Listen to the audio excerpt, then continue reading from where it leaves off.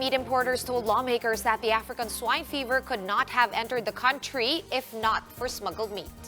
Fitch sees hog production in Southeast Asia and China will continue to suffer until 2020 because of the disease. Shyla Francisco with a story.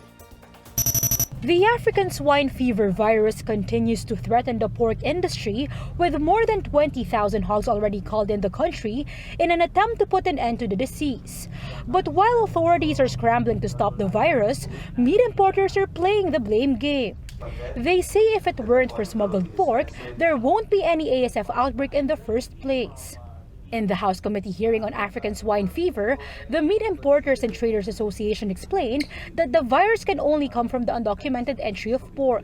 The legal imports can never be a source of ASF infection. It's because the meat of all these animals, each and every animal had been inspected by a government inspector in the exporting country. Likewise, the meat processing industry has also taken a hit because of the outbreak.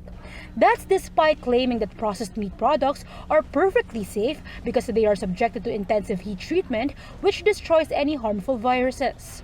The specter of African swine fever is not only haunting the Philippines, but the region as well. Fitch sees that pork production in Southeast Asia and China will suffer setbacks until 2020 due to the outbreak.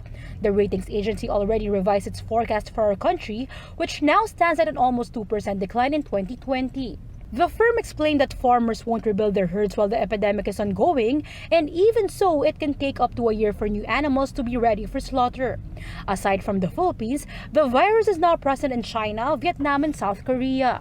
Shyla Francisco, We Are One News.